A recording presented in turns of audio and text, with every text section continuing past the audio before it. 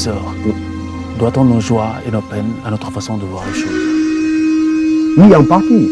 Joie et peine dépendent un peu de notre perception des choses, dépendent en partie de notre perception de la réalité. Parce qu'encore une fois, je crois que est-ce que la misère elle-même est la véritable misère? J'ai envie de dire que c'est plus la crainte de la misère qui est misérable que la misère elle-même.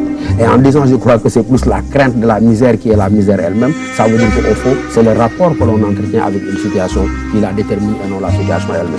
Mais ça, ce n'est qu'en partie vrai. Parce qu'il peut arriver que des circonstances soient telles que nous ne les ayons pas choisies, telles qu'elles nous parviennent. Et à ce moment-là, nous n'avons pas une emprise réelle sur elles. Mais pour l'essentiel, je crois pouvoir dire qu'au fond, même dans la prison, on peut affirmer sa véritable liberté. Ça veut dire encore une fois que la souffrance, elle n'est souffrance que lorsqu'elle est vécue par nous comme souffrance. Mais lorsqu'elle est vécue par nous autrement que sous le mode de la souffrance, elle peut parfaitement prendre une forme totalement différente de ce point de vue-là. Donc, professeur, c'est la perception de l'esprit qui détermine un peu.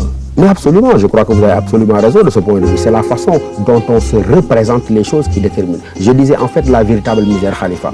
Imagine quelqu'un qui amasse beaucoup d'argent en disant au fond, j'amasse beaucoup d'argent parce que j'ai peur de vivre dans la misère, alors que la situation actuelle dans laquelle il vit, c'est une situation d'opulence. Donc celui-là, sa misère n'est pas une misère future à venir en termes de manque, mais sa misère, c'est véritablement la crainte de la misère qui devient elle-même misère et non la misère en tant que telle. Comment acquérir la paix de l'âme dans ce tourbillon? Acquérir la paix de l'âme, c'est justement distinguer, comme on l'a déjà dit, ce qui dépend de nous et ce qui ne dépend pas de nous. Ça, c'est l'éternelle sagesse antique enseignée déjà par les anciens Grecs. Celui qui a pu faire le distinguo, la distinction nette entre ce qui dépend de lui, ce sur quoi il a un pouvoir d'action, et ce qui ne dépend pas de lui, c'est celui-là véritablement qui peut être sauvé de ce mal auquel vous faites allusion.